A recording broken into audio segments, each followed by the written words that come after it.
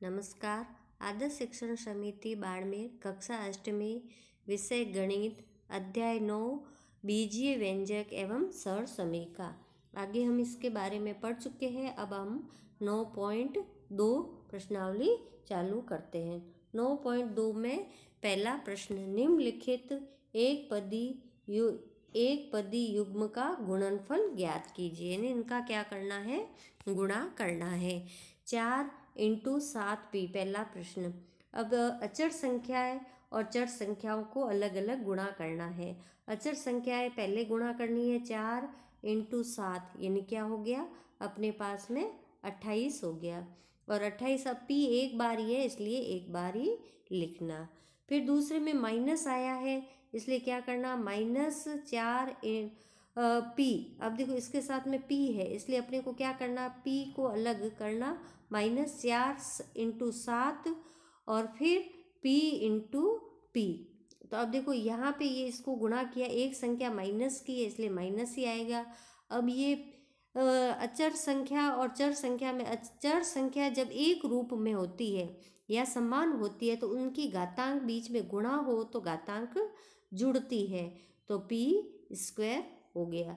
इसमें ही आगे वाले में भी ऐसे ही है, p 2 बार है इसलिए p² आ गया, इनकी घातांक जुड़ गई। और एक संख्या माइनस है, एक संख्या प्लस की है इसलिए -28 आ गया। और q एक बार है तो q ऐसे ही उतर जाएगा। चौथे प्रश्न में है 4p³, घातांक में 3 है और -3p। तो ये 4 को -3 से गुणा करेंगे तो -12 आया और घातांक जुड़ जाएगी, 3 और 1 घातांक जुड़ी तो 4 आ गया। अब 0 को किसी भी संख्या से गुणा करेंगे तो 0 ही आएगा। आगे प्रश्न अपन दूसरा प्रश्न देखते। दूसरे प्रश्न में अपने पास में क्या पूछा है, आयत का क्षेत्रफल पूछा है, लंबाई और चौड़ाई दी है और इसका मात्रक हमेशा वर्ग इकाई होता है। जिसका भी क्षेत्रफल पूछे उसके मात्रक वर्ग इकाई होता है। अगर मीटर सेमी दिया हो तो मीटर सेमी लगाना है। इसमें भी वही नियम है। पहले प्रश्न में देखो p और q दिया है, तो इनके ये चर संख्या अलग अलग हो तो उनकी घातांक नहीं जुड़ती है, और चर संख्या एक हो तो ही घातांक जुड़ती है, वो वैसे ही बिना चिन्ह के और वर्ग इकाई के रूप में pq वर्ग इकाई के रूप में रह जाएगी। फिर दूसरा प्रश्न है 10m और × 10n, 10 और 5 को गुणा कर दिया 50 आ गया, और m और n अलग अलग है चर संख्या इसलिए वही वर्ग इकाई आ गया, 50m n आ गया। फिर अपने आगे देखो चौथे प्रश्न में 4x × 3x²। अब इसमें 4 और 3 का गुणा कर दिया 12, और x चर संख्या एक जैसी है या समान है तो इनके घातांक जुड़ जाएंगे क्योंकि बीच में गुणा का चिन्ह है। 1 और 2 जोड़ दिया तो घातांक में 3 आ गया, तो ये 12x³ वर्ग इकाई। ऐसा ही ये प्रश्न है। आगे प्रश्न अपन है तीसरा प्रश्न देखेंगे। तीसरे प्रश्न में अपने पास में क्या दी है, सारणी दी है, ये प्रथम और ये द्वितीय। अब द्वितीय की बारी बारी से प्रथम एक पद से गुणा करना। गुणा करने पर देखो 2x को 2x से गुणा किया, 4x² आ गया। फिर 2 को माइनस प्लस का वो ध्यान रखना, एक संख्या माइनस हो तो हमेशा उत्तर माइनस का ही आता है, -10xy। फिर आगे इसको किया तो 6x³ माइनस का xy से गुणा किया तो -8x² और फिर 7x² से गुणा किया तो क्या आ जाएगा, 14x³ अब 9 माइनस का 9 है इसलिए माइनस का 18 आ गया, 2x से गुणा किया। फिर x है, x² और x से घातांक जुड़ गई, x³ और y² आ गया। ये सब ऐसे ही प्रश्न करना है। इस जो द्वितीय एक पद दिया है उसको प्रथम एक पद से गुणा करना और उससे दिए उसी लाइन में लिखना है। ये इसी प्रकार सब सारणी करनी है। अब ये ध्यान रखना, यहाँ पे भी माइनस का आया हुआ है और यहाँ पे भी अपने माइनस है, माइनस माइनस हमेशा प्लस में बदल जाता है गुणा में, ये ध्यान रखना।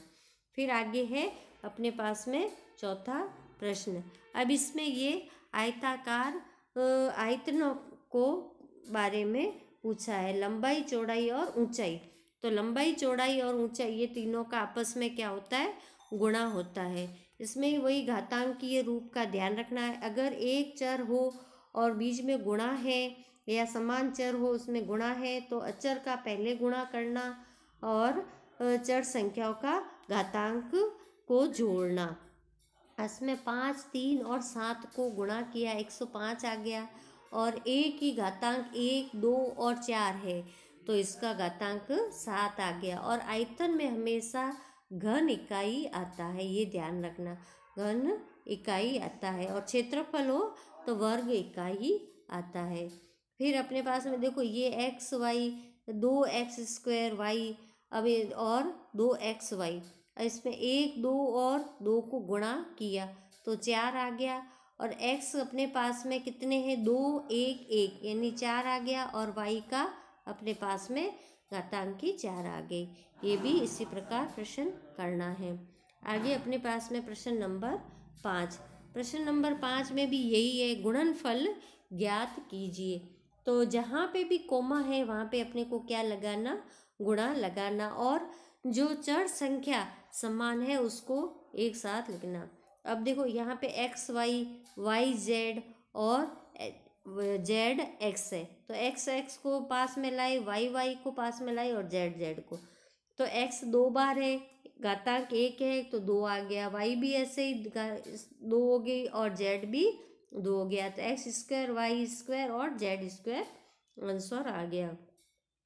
अब इसमें देखो अपने पास में एक इसमें है एक a इंटू माइनस का a² और a³ घातांक जुड़ गई तो 6 आ गया। और माइनस अपने पास में एक संख्या माइनस की इसलिए माइनस का a आएगा। ऐसे ही आगे अपने पास में ये मत देखो, चौथा प्रश्न है a into 2b into 3c और 6abc। तो अपने अचर संख्याओं का पहले गुणा किया तो 36 आ गया। अब a और a अपने पास में 2 है इसलिए क्या आ गया, a² आ गया। b अपने पास में 2 है तो b² आ गया। और c भी 2 है इसलिए इनके एक एक घातांक जुड़ के ये 2 आ गया। ऐसे ही ये प्रश्न आगे वाला करना है। अब आगे अपन 9.3 में 9.3 में अपने को एक पद का द्विपद से गुणा करना। जो एक पद है उसको बाहर रखना और द्विपद को अंदर रखना। तो ब्रैकेट के अंदर चाहे द्विपद हो, चाहे एक पद हो, चाहे त्रिपद हो, वो सब बाहर एक पदी से गुणा करना। 4 p से q से गुणा किया तो 4pq प्लस 4 को p से गुणा किया, 8 से गुणा किया, 4p को 8 से गुणा किया तो क्या आ जाएगा, अपने पास में 4pr आ जाएगा। ऐसे ही इसमें करना, ए बी का a से गुणा किया तो a 2 बार है तो a की घातांक 1 1 है तो a² हो गया और b। फिर इसमें माइनस का चिन्ह है तो माइनस रखना, अगर प्लस का है तो प्लस रखना। a 1 बार a और b की घातांक को 1 1 जोड़ दिया तो b² हो गया। अब ये अपने पास में ये प्रश्न सब इसी ढंग से करने हैं, एक पद का द्विपद से। फिर यहाँ पे अपने पास में शून्य आ गया तो शून्य को किसी भी संख्या से गुणा करेंगे या शून्य को किसी भी संख्या से भाग देते हैं तो हमेशा उत्तर शून्य ही आता है। फिर आगे अपने प्रश्न नंबर 2। प्रश्न नंबर 2 में अपने पास में दिए हुए हैं एक प्रथम व्यंजक को द्वितीय व्यंजक से गुणा करना। वही एक पद को क्या रखना, ब्रैकेट के बाहर रखना और जो अपने पास में जो पद दिए हुए, चाहे एक पदीय हो, चाहे द्विपदीय हो या त्रिपदीय, उन सबसे गुणा करना। तो a को b से गुणा किया तो ab आ गया, c से गुणा करेंगे ac आ जाएगा और a को d से गुणा करेंगे ad आ जाएगा।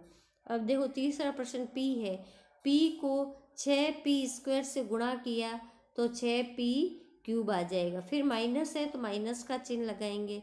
अब p को 7p से गुणा किया, माइनस अपन लगा चुके हैं इसलिए 7 को p² हो जाएगा। p की घातांक और p की घातांक 1 1 है, जोड़ दिया p² हो गया। फिर प्लस का चिन्ह है प्लस, अगर बाहर माइनस हो तो ध्यान रखना प्लस माइनस हमेशा माइनस होता है। ये 5p हो गया। ये भी ABC है और यहाँ पे ABC है, तो ABC एक पदी को बाहर रखना और A plus B plus C को ब्रैकेट में रखना। ABC को गुणा किया A², फिर B और C लिख दिया। फिर यहाँ पे दूसरे प्लस का चिन्ह, फिर अपने पास में ABC है तो B 2 बार है इसलिए AB² हो गया। फिर ABC को C से गुणा किया तो C 2 है ABC² हो गया। ये इसी प्रकार प्रश्न अपने को ब्रैकेट के एक पदी को बाहर रखना और बाद में जितने पदी दिए हुए हैं उनको ब्रैकेट के अंदर रखना और एक पदी को बारी बारी से तीनों से चिन्ह का ध्यान रखते हुए गुणा करना। फिर आगे अपने पास में गृह कार्य दिए जाते हैं। धन्यवाद।